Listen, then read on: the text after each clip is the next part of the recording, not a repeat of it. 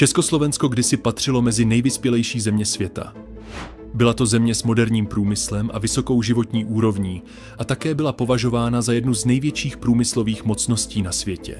Proč se tedy Česko stalo tak šíleně chudým a co nás přivedlo z pozice průmyslové velmoci až na okraj Evropy?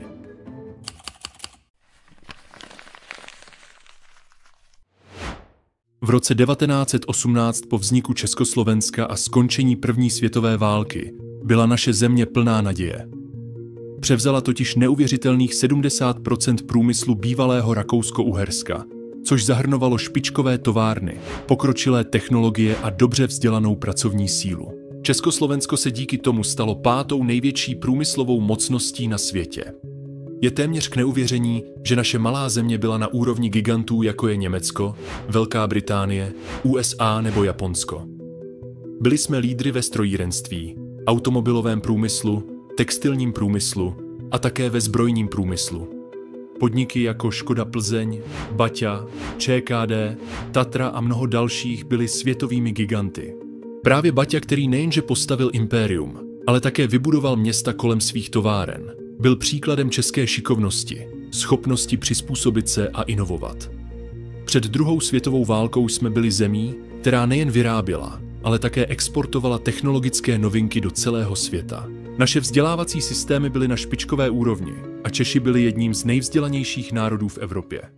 Pak ale přišel osudný rok 1938 a s ním i Mnichovská dohoda, která byla skutečnou tragédií pro celý národ. Británie a Francie nás jako spojence zradili, když umožnili Němcům zabrat naše pohraničí. Následná německá okupace byla naprosto devastující. Naše průmyslová kapacita byla zcela přeměněna pro potřeby Třetí říše. Továrny, které kdysi vyráběly automobily a zemědělské stroje, začaly produkovat zbraně a vojenskou techniku. To ale nebylo vše.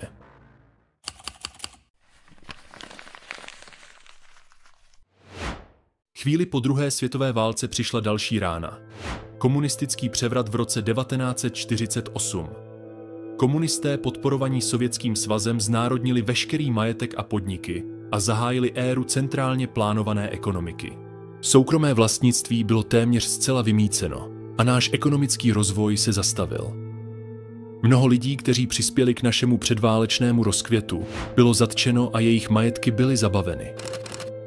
To, co jsme kdysi považovali za naši největší sílu, podnikavost a inovace, bylo potlačeno režimem.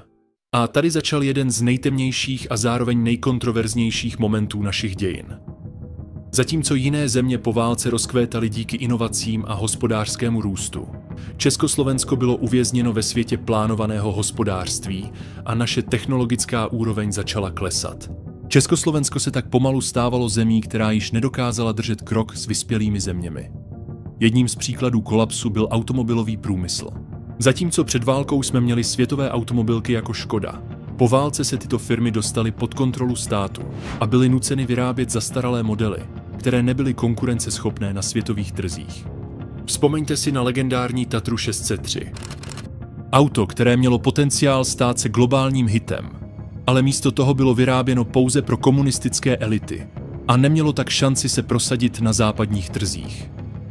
Podobný příběh se odehrál i v oblasti vědy a výzkumu. Před válkou byla československá věda na špičkové úrovni. Měli jsme geniální vědce, jako byl Otto Wichterle, vynálezce kontaktních čoček, nebo Jaroslav Hejrovský, nositel Nobelovy ceny za chemii. Tito géniové však byli často perzekuováni režimem, protože jejich práce neodpovídala jeho ideologickým požadavkům. Mnozí z nich tak v té době emigrovali na západ, kde pokračovali ve svém výzkumu a přispěli tak k rozvoji vědy někde jinde.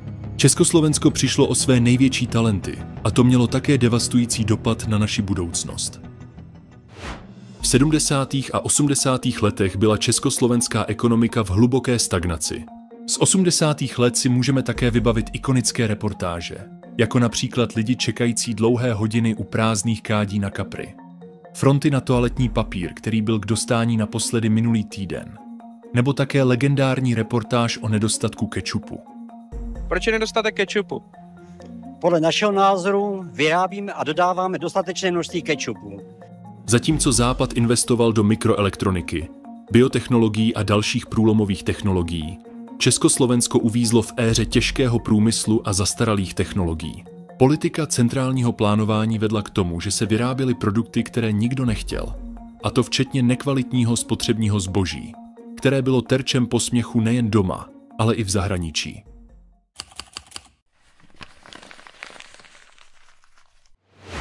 V roce 1989 po sametové revoluci byla pro Československo naděje návratu ke svobodě a tržní ekonomice, která by nás mohla vrátit na úroveň vyspělých zemí. Ale transformace ekonomiky nebyla tak jednoduchá, jak se očekávalo. Privatizace, která měla za cíl vrátit majetek do rukou lidí, se často zvrhla ke zneužívání moci a korupci. Některé podniky byly doslova rozkradeny, jiné se zase dostaly do rukou spekulantů, kteří neměli zájem o jejich rozvoj, ale pouze o rychlý zisk. Jedním z nejznámějších případů je kauza kolem Mostecké uhelné společnosti. Privatizace této společnosti se stala symbolem korupce a nepravostí, které provázely přechod k tržní ekonomice. Za směšnou cenu byla tato obrovská a strategicky důležitá společnost prodána do rukou lidí, kteří se obohatili na úkor státu a obyvatel.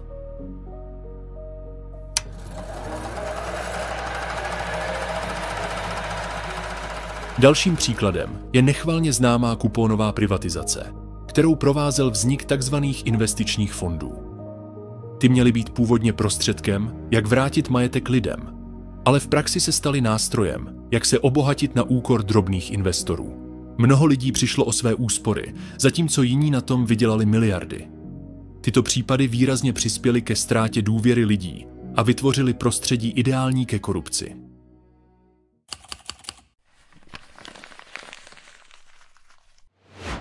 V roce 1993 proběhlo rozdělení Československa. Rozvíjen, opravdu rozvíjen. Vždycky jsem byl pro Československo. Následně jsme v roce 2004 vstoupili do Evropské unie, stejně jako Slovensko. A takhle vypadaly výsledky tehdejšího referenda. Do komentářů mi můžete napsat, zda byste dnes byli pro vstup do Evropské unie či nikoliv. Mnozí očekávali, že vstup do Evropské unie přinese ekonomický růst a příliv zahraničních investic. Ačkoliv se to v určitých oblastech podařilo, tak se Česko zároveň stalo montovnou Evropy. Zahraniční investoři zde našli levnou pracovní sílu a výhodné podmínky pro výrobu. Ale zároveň jsme se stali závislými na zahraničním kapitálu a vědomostech. Možná si říkáte, že montovny jsou lepší než nic, ale je důležité si uvědomit, že tento model vede k tomu, že naše ekonomika nemůže růst tak rychle. Mnohé zahraniční firmy zde sice zaměstnávají tisíce lidí, ale zároveň vyvážejí své zisky do zahraničí. Česká republika tak zůstává ve stínu vysoce prosperujících zemí, které se více zaměřují na inovace a výzkum. A zatímco si oni připravují budoucnost, tak my jsme stále v minulosti. Česko má také stejný problém jako například Německo, kterému jsem se věnoval v předchozím videu. Naše populace stárne a rodí se stále méně dětí. K tomu mladí lidé, kteří studují na prestižních univerzitách, často odcházejí do zahraničí, protože tam nacházejí lepší pracovní příležitosti a vyšší životní úroveň. Tento odliv vysoce vzdělaných lidí má devastující dopad na naši ekonomiku a budoucnost.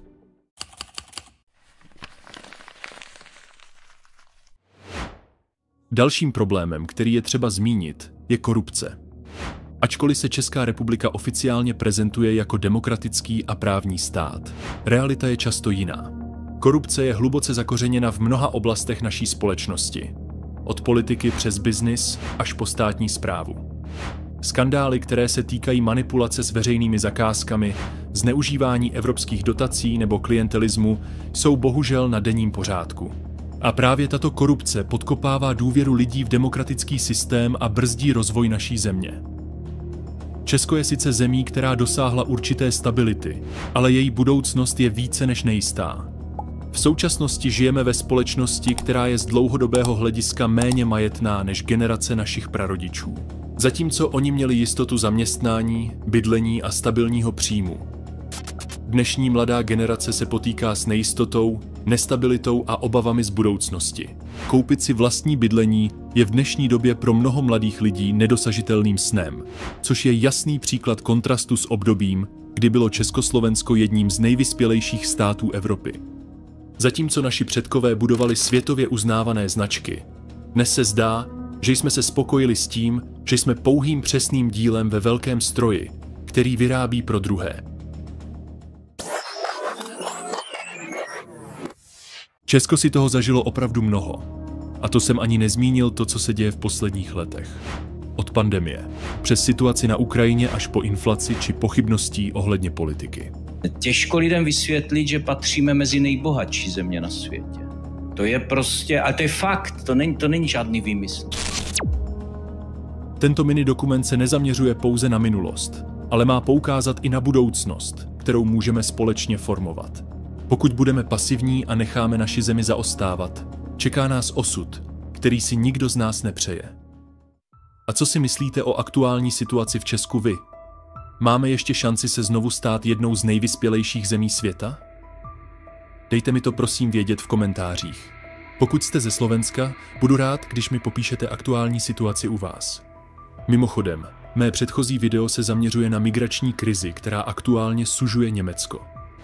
To je totiž největší hostitelskou zemí migrantů v Evropě a dokonce třetí největší na světě. Realita této krize je ale ve skutečnosti možná trochu jiná, než si myslíte, a vy se dozvíte proč. Budu rád, když si uděláte čas a na mé předchozí video se podíváte. Děkuji vám moc za sledování a zase někdy příště.